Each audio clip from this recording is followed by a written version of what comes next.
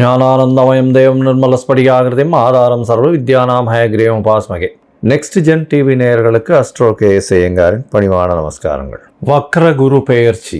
வக்ர குரு பெயர்ச்சி என்றால் என்ன அப்படின்னு பார்க்கும்பொழுது, வக்ரம் அப்படின்னு சொல்லும்பொழுது சூரியனிலிருந்து குரு 5 ராசிகள் தள்ளி இருக்கக்கூடிய காலகட்டத்தில் வக்கரமாகக்கூடிய வாய்ப்பு உண்டு. இதில் என்ன அப்படின்னா, பொதுவாகவே எல்லா கிரகங்களும் வக்கரமாகும், ராகு கேது சூரியன் சந்திரனை தவிர. மிச்சம் இருக்கக்கூடிய கிரகம்னு சொல்லக்கூடியது பார்த்தேலையானால் மிச்சம் 5 கிரகங்கள் சூரியன் சனி புதன் சுக்கிரன் செவ்வாய், இந்த 5 கிரகங்களும் வக்கரமடையும். ஆனால் புதனும் சுக்கிரனும் வக்கரமடையக்கூடிய காலகட்டம் பார்த்தேலையானால் ஒரு 2 ராசி தாண்டும் பொழுதே அதாவது புதன் சுக்கிரன் இதெல்லாம் 2 ராசி சூரியனை விட்டு தாண்டும் பொழுதே வக்கரகதி அடைஞ்சிடும். ஆனால் குரு சனி இந்த 2 கிரகங்களும் ராஜ கிரகங்கள், மிகவும் மெதுவாக செல்லக்கூடிய கிரகங்கள்னு சொல்லக்கூடியது. சூரியனை விட்டு 5 அதாவது சூரியன் 5 ராசிகள் தாண்டி இருக்கக்கூடிய காலகட்டத்தில் வக்கரகதி அடையும்.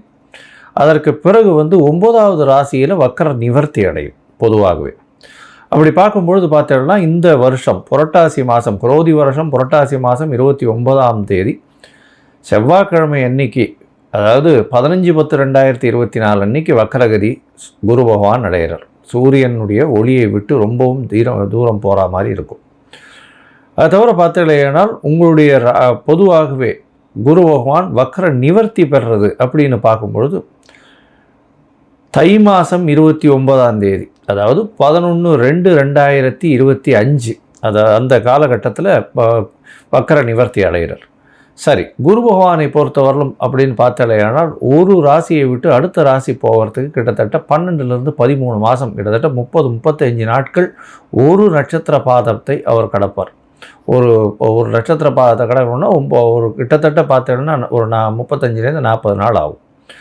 இவர் ஒரு ராசியிலிருந்து அடுத்த ராசிக்கு போகிறார் அப்படின்னு சொல்லும்பொழுது மினிமம் 12 மாதங்கள் இல்லைன்னா ஒரு வருஷத்துலேருந்து 13 மாதம் வரலும் ஆகும். இப்போ வக்கரகதியில் பார்த்தீங்கன்னா 120 நாள் வக்கரகதியில் இருக்கார். எப்போன்னா, அதாவது 15/10/2024 11/2/2025 வரை இருக்கக்கூடிய காலகட்டத்தில் வக்கரகதி அடைகிறார். இந்த வக்கரகதியில் பார்த்தீங்கன்னா மிருகசீரிஷம் 2ஆம் பாதத்திலிருந்து ரோகிணி 3ஆம் பாதம் வரலும் வரார். அதற்கப்புறம் வக்கர நிவர்த்தி ஆகிடுறது. சரி, இப்போ வக்கரம் ஆகும்பொழுது என்னென்ன பலன்களை கொடுப்பார் அப்படின்றத பார்க்கலாம். வக்கரம் ஆறுது அப்படின்னா என்ன அப்படின்னு பார்க்கும்பொழுது, பின்னோக்கி செல்லக்கூடியதாக தெரியுமே தவிர பின்னோக்கி எந்த கிரகமும் செல்லாது. ராகு கேதுவை தவிர எந்த கிரகங்களும் பின்னோக்கி செல்லாது.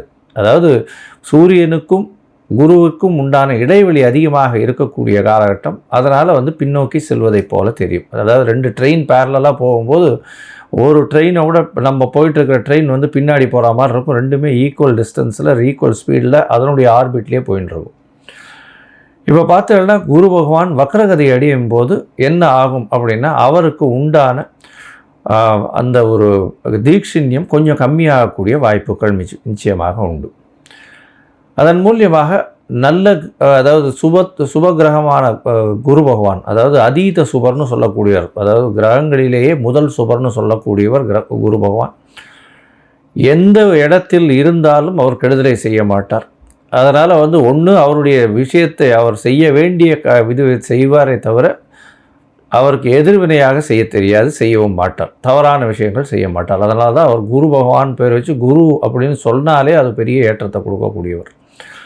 சரி, இந்த குரு பகவான் இருக்கக்கூடிய இடம் இருக்கக்கூடிய இடத்தை விட பார்க்கக்கூடிய இடம் அதிகமாக வலுப்பெறும். தனித்த குரு, தனித்த அந்தணன் பாழ்னு சொல்லுவாங்க. தனித்த குரு இருந்ததுன்னா ரொம்ப அனலைஸ் பண்ணி அந்த இடத்தை கெடுத்துரும். அதனால் தனித்த குருவாக இருக்கிறதை விட அது பார்க்கக்கூடிய இடம், அதை தவிர அத்தோடு சேர்ந்த கிரகங்கள், அதை பார்க்கக்கூடிய கிரகங்கள் நல்லபடியாக இருந்ததுன்னா பெரிய ஏற்றம் கிடைக்கக்கூடிய காலகட்டம்.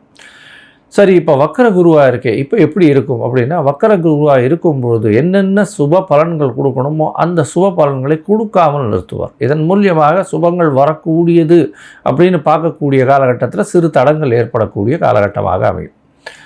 இப்போ ஏற்கனவே சிறு தடங்களில் இருக்கிறவர்களுக்கெல்லாம் ஒரு நல்ல நேரமாக மாற்றமாக அமையும். அதாவது அப்படியே மாற்றி செய்யும். அதுதான் வக்கரகதியினுடைய ஒரு பெரிய நிமித்தமே. இப்போ வக்கரகதியில் இருக்கும்பொழுது என்ன அப்படின்னு பார்த்தோம்னா, சூரியனுடைய சப்தம பார்வையில் குரு வக்கரகதியில் இருக்கும்பொழுது அந்த காலகட்டத்தில் பார்த்தீங்கன்னா சிவராஜ யோகம்னு சொல்லக்கூடியது அமையிறது. இந்த சிவராஜ யோகம் அமையிறதுனால என்ன அப்படின்னா, நினைத்த காரியங்கள் எல்லாமே நிச்சயமாக வெற்றி பெறக்கூடிய வாய்ப்பு உண்டு. இது எப்போ அமையும் அப்படின்னா, சூரியன் விருச்சிகத்தில் வரும்போது இந்த வருஷம் குருவும் ரிஷபத்தில் இருக்கார். விருச்சிகம்னா கார்த்திகை மாதம். கார்த்திகை மாதத்தில் சூரியன் வரும்போது சிவராஜ யோகம் அமையிறது. இதன் மூலியமாக பார்த்தோம்னா நல்ல ஒரு ஏற்றம் கிடைக்கக்கூடிய காலகட்டமாக அமையும். அது எந்தெந்த ராசிக்கு அப்படின்றத ஒன்றொன்னா பார்க்கலாம். இப்போ பொதுவாகவே இந்த மிருகசீரிஷம் 2ஆம் பாதத்திலிருந்து ரோகிணி 3ஆம் பாதம் இது எல்லாமே ஒரே ராசியிலே இருக்குது. சரி, ஒரே ராசியிலே இருக்கிறதுனால இது ஒரு பெரிய மாற்றத்தை எப்படி கொடுக்கும் அப்படின்னா, வக்கரகதியில் இருக்கும்பொழுது அதனுடைய பாதங்கள் மாறுறதுனால ஒரு மாதத்துக்கு ஒரு தரம் நவாம்சத்தில் அது பாதங்கள் மாறும். மிருகசீரிஷம் 2ஆம் பாதம்னா கன்னியில் வரும். அதற்கு பிறகு 1ஆம் பாதம்னு சொல்லும்போது சிம்மத்தில் வரும்.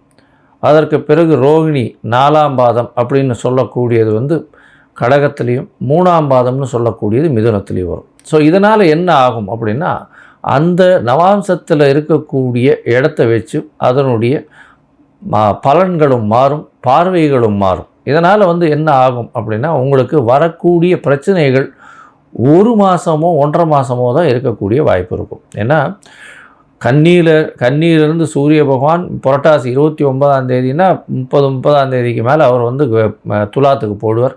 துலாம், விருச்சிகம்,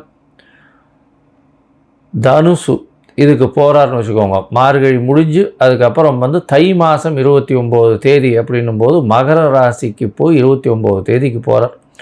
இந்த 4 மாதம்னு சொல்லக்கூடியது 120 நாளை தான் பொதுவாகவே இந்த வக்கரகதி அடையிறது.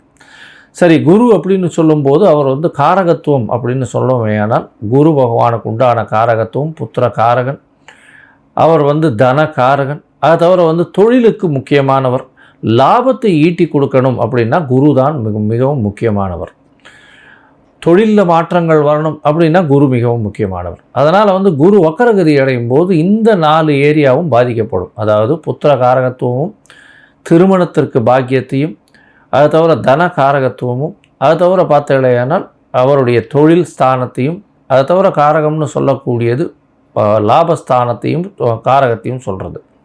இந்த 4 விஷயங்களும் பிரச்சனைகளுக்கு உண்டாகும். சரி, இப்படி பிரச்சனை வரும்போது என்ன பண்ணலாம்?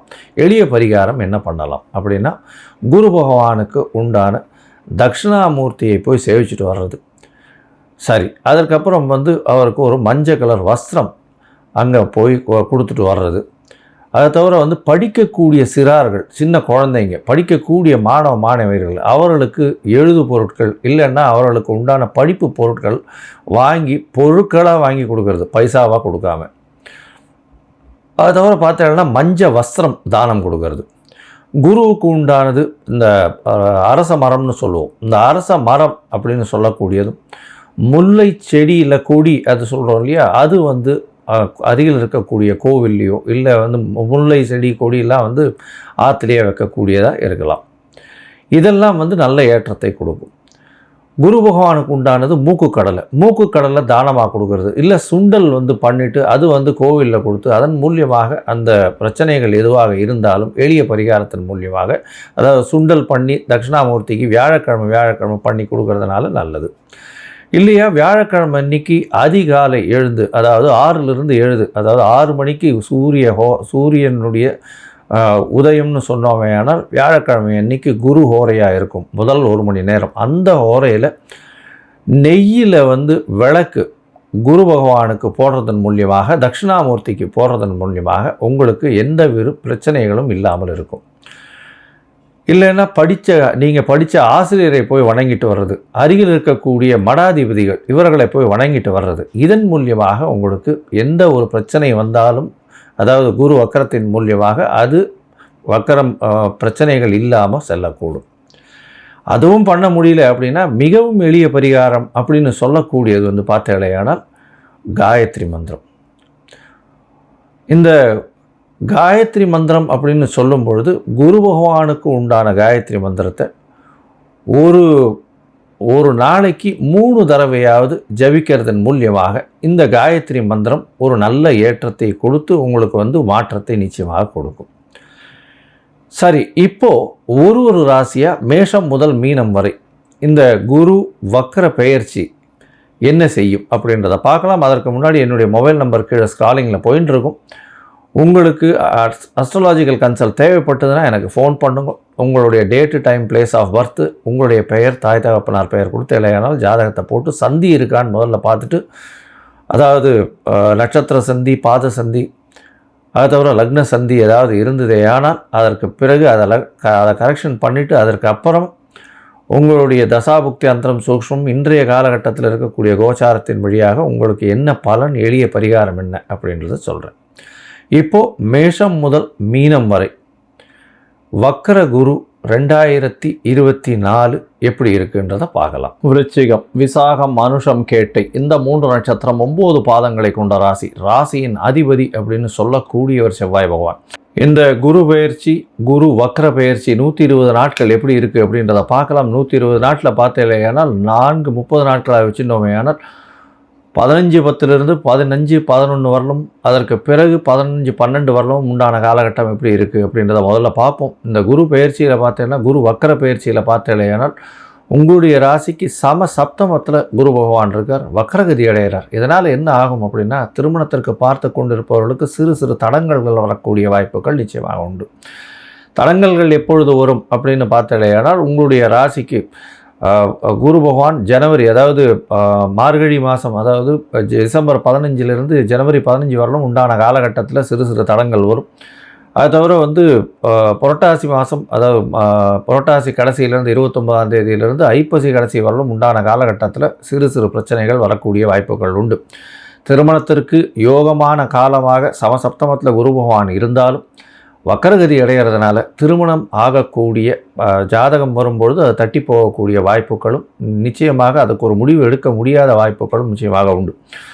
இந்த காலகட்டத்தில் பார்த்தீங்கன்னா எதிர்பாலினத்தவரை நம்ப வேண்டாம், பொறுமையாக இருக்கிறது ரொம்ப நல்லது. நண்பர்கள் மூலியமாக சிறு பிரச்சனைகள் வரும். பார்ட்னர்ஷிப் பிஸ்னஸில் கொஞ்சம் செலவுகள் அதிகமாக இருக்கும், இழப்புகள் கொஞ்சம் அதிகமாக இருக்கக்கூடிய காலகட்டமாக இருக்கும்.